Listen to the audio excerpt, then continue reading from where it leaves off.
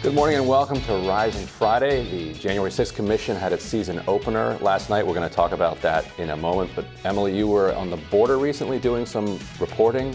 Yeah, I spent the earlier part of the week in South Texas and northern Mexico, and we'll be talking about that later in the show. Just checking in on the situation, which I believe is fairly characterized as a humanitarian crisis at the border. So we'll have an update on that. We'll have some footage actually on that, some footage from our conversations with migrants. We also have Lee Fong on to talk about a super interesting story he wrote for The Intercept about how union busters are now co-opting the language of social justice. Very excited to talk to Lee about that. Who could have seen that coming? Right. Just completely out of left field. We're also going to have Yegor Kotkin. He's a Russian socialist. He's going to update us on the war in Ukraine. We're going to have Dave Dayen, who's going to talk about the Biden administration's capitulation to basically the Chinese solar industry. Also wanted to do a quick update on a story that we've been covering, which is the runoff in Colombia. And for people who might forget, Colombia is something like the fifth most recipient of U.S. aid.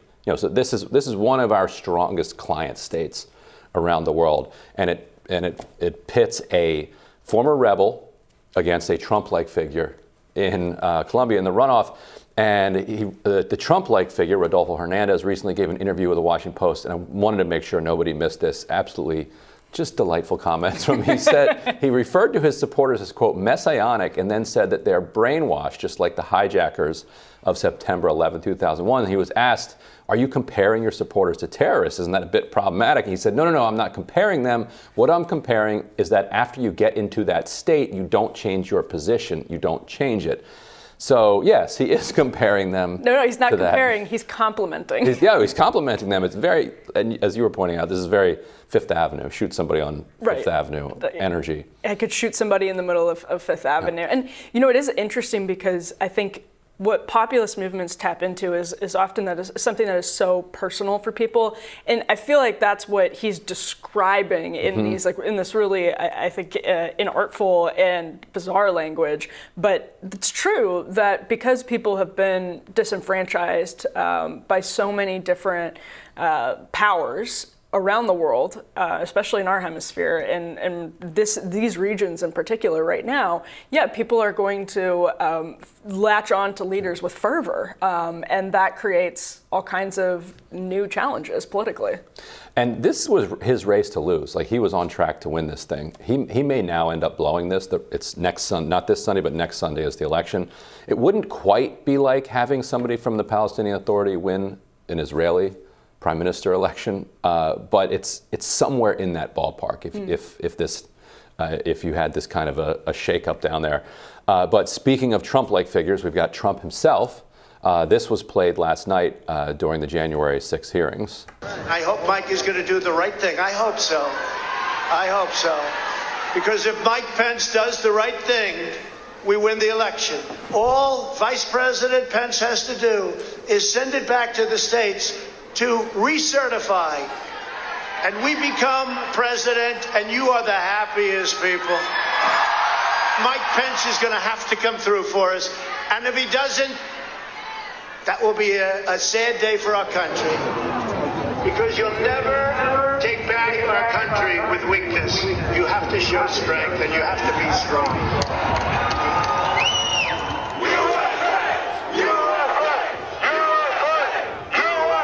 Cruiser 50, it does look like we're going to have an ad hoc march stepping off here.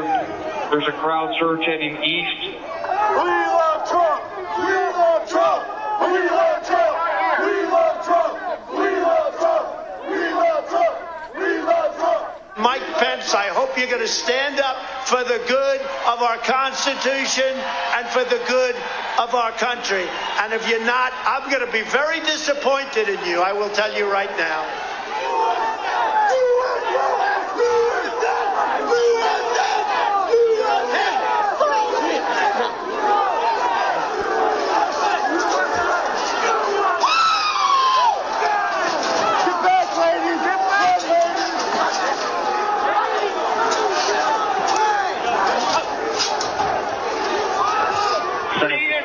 Priority. We just had folks in a speed circle. Breach the line. We need backup. Okay, so Liz Cheney, that timeline going back and forth between Trump and how the riot unfolded, I find that pretty unpersuasive, because what they don't include there is Donald Trump saying we're going to peacefully march down to the Capitol, which I think is completely relevant in this case. I don't dispute at all that I think his rhetoric was reckless. In fact, I was covering it, and when I was standing there, it's just some of the things he said, I was like, this is going to really like amp people up in an unhelpful way. Even when we were closer to the White House, and I was just covering his speech, but at the same time, him saying that is relevant to this question of incitement, and they don't include it. So people acting on their own accord, that timeline, what's interesting about it is they weren't even at Donald Trump's speech. They were marching before. There were people at the Capitol, bad actors at the Capitol beforehand. Right, and I don't know if it's even worth talking about it from a legal perspective. I don't see Merrick Garland actually doing anything with regard to Trump, but just from a kind of moral or political question, the question of incitement to me isn't just the speech. It's like everything after the election. You know, did his posture toward the election, fuel this? Was this something that he wanted to happen?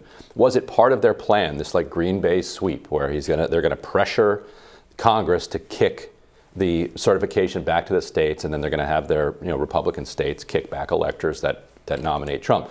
Was causing chaos at the Capitol part of their big plan?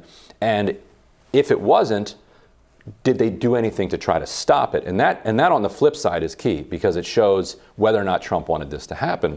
And Liz Cheney talks about this. Liz talked about this last night. She kind of was the self-appointed star of the hearing, and she laid out, and this was news, I think, unless it's been in some kind of piece that I missed, some of Trump's specific comments about the riot while it was unfolding. And here's what Cheney said. You will hear that President Trump was yelling and, quote, really angry at advisors who told him he needed to be doing something more. And aware of the rioters' chance to hang Mike Pence, the president responded with this sentiment, quote, maybe our supporters have the right idea. Mike Pence, quote, deserves it. So Trump sued in court to overturn the election. That's his right. Lots of lawsuits follow elections. He failed in every front.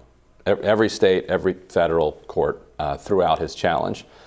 He then put all the pressure he had on Mike Pence, who doesn't have the authority to overturn the election,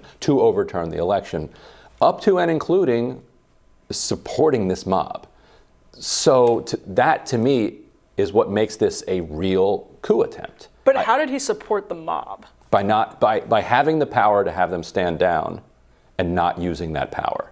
Like the second he came out with a video, hours later, it ended and they all left. So he did come out with the video, though, which you wouldn't do if you had supported the mob. But he did it by the time it was clear that it wasn't going to decapitate the government. Like it wasn't. They weren't going to catch Mike Pence. They weren't going to catch McCarthy and Pelosi and Schumer and McConnell. Everybody was safely secured in rooms, and you just had, air-conditioned installers like taking selfies in the statuary hall, and then you had violence break out, and it was clear at that point that it wasn't going to work.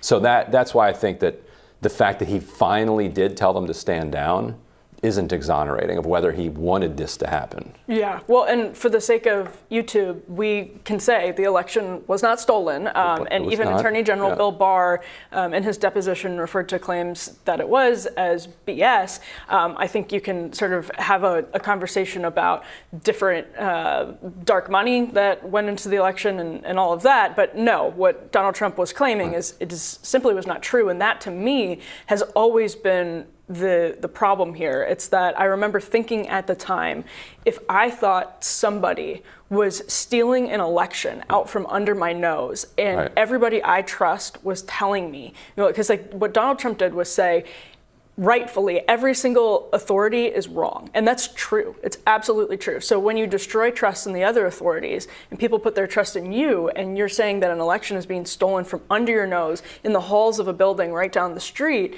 you can understand why people who have been disenfranchised would feel that urge to do something about it. It's not right, but you can sort of start seeing where it comes from. But that's why I think actually what Cheney's talking about there gets to how I think dramatically or how unplanned all of this was. Like, everyone was caught off guard by this. Democrats were caught off guard by this.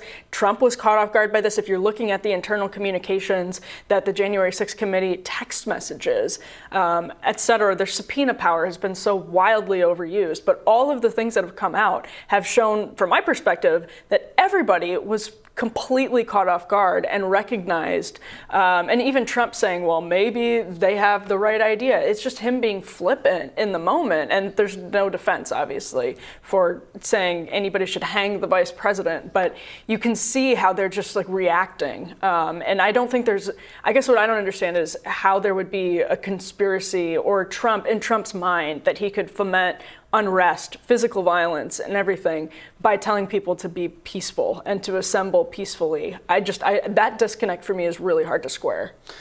Well, he knows what his supporters understand when he says you need to show strength. If you don't fight today, we'll lose this forever.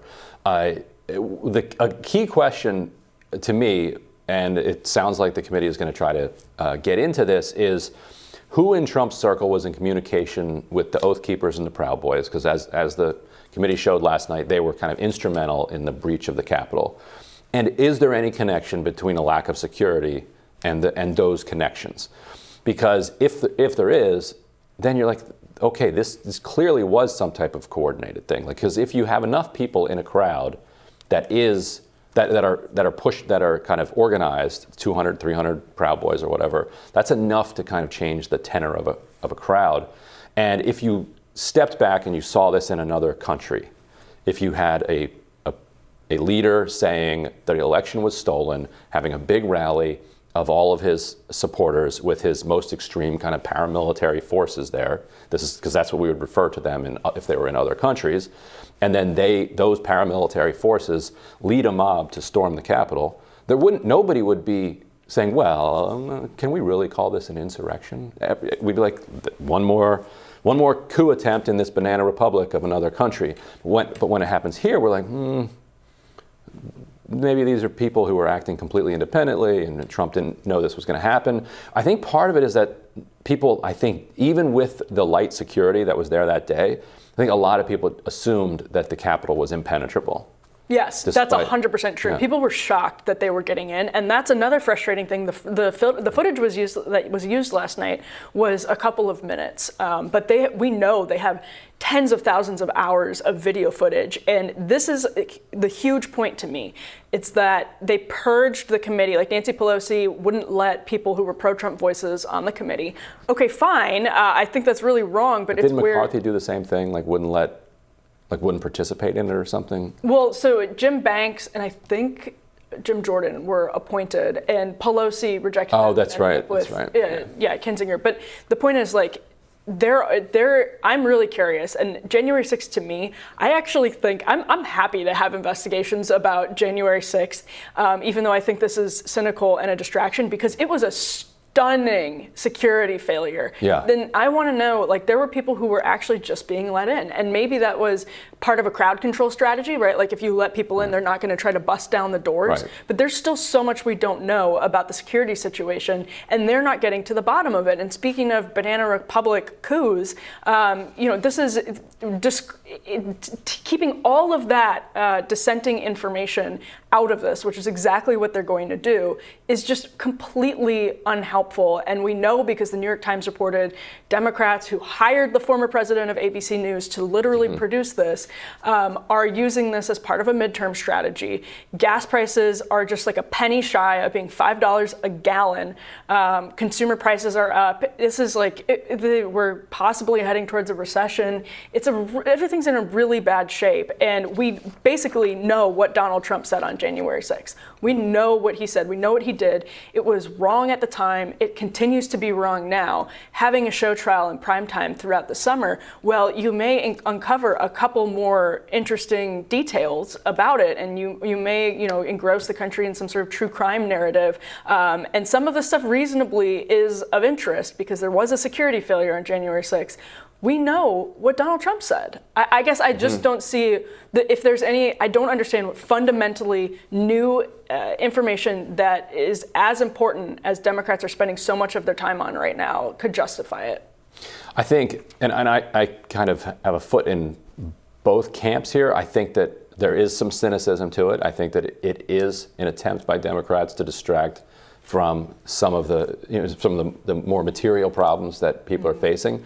On the other hand, I also do think it is an extremely serious issue, and I think it's a far more serious issue than, say, like Tucker Carlson was talking last night, saying it was a kind of a modest mob riot or something. We can actually have Tucker. We can put his clip up here. It tells you a lot about the priorities of our ruling class that the rest of us are getting yet another lecture about January 6th tonight from our moral inferiors, no less. An outbreak of mob violence, a forgettably minor outbreak by recent standards that took place more than a year and a half ago, but they've never stopped talking about it. In the meantime, in the 18 months since January 6th, gas prices have doubled. Drug ODs have reached their highest point ever. The U.S. economy is now careening toward a devastating recession at best. And scariest and least noted of all, this country has never in its history been closer to a nuclear war. Yet the other networks cannot be bothered to cover any of that tonight. Instead, they've interrupted their regularly scheduled programming to bring you yet another extended primetime harangue from Nancy Pelosi and Liz Cheney about Donald Trump and QAnon. The whole thing is insulting. In fact, it's deranged, and we're not playing along. This is the only hour on an American news channel that will not be carrying their propaganda live. Okay, so he said that part that you mentioned, forgettably minor. Yeah, forgettably minor riot or something like that, yeah. Yeah, and I just do not think that's accurate, even though I think directionally there's a really important point to be made that this entire show trial is going to suck us into a really unhelpful cycle of taking what feels like a scene from a Banana Republic, as you say, and fighting it with a Banana Republic trial where they're arresting a gubernatorial candidate in Michigan a year and a half later for a misdemeanor on the day that they're starting their stupid little hearing. Like, it just, to me, it's you're trying to have the moral high ground, and you're waxing sanctimonious about the unwashed masses, everyone can say there's very few people that agree it was beating cops is an appropriate thing to do.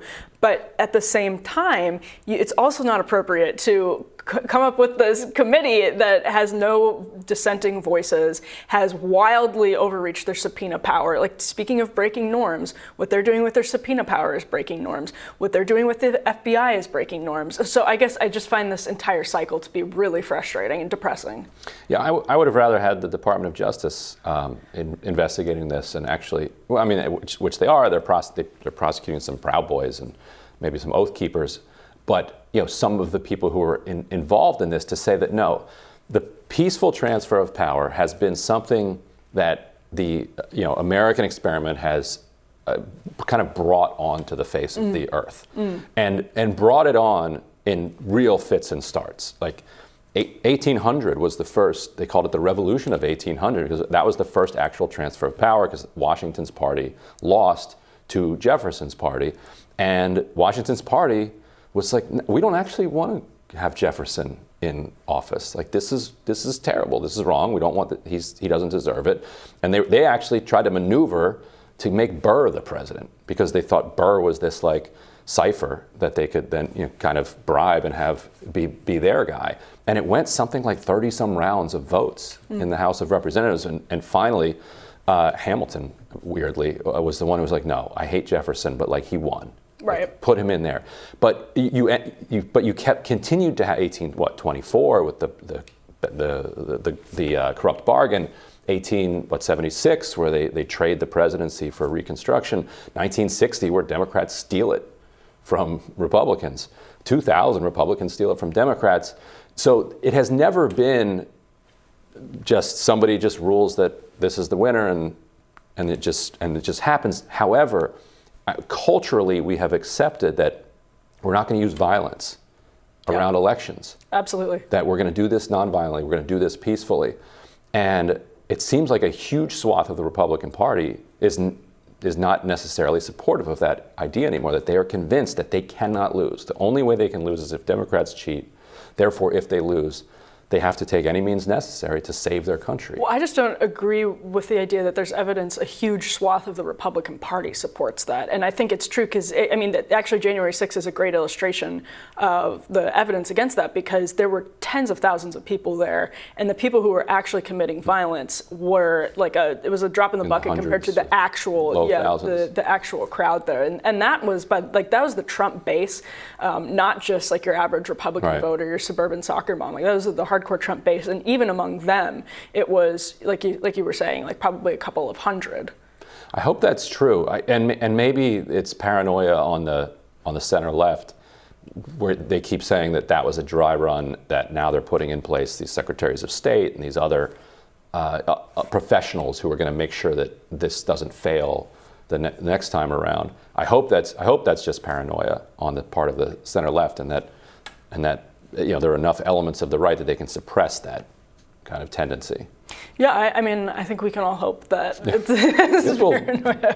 Hopefully we'll live long enough to find out. Yeah. Okay. See if 2024 is a close one.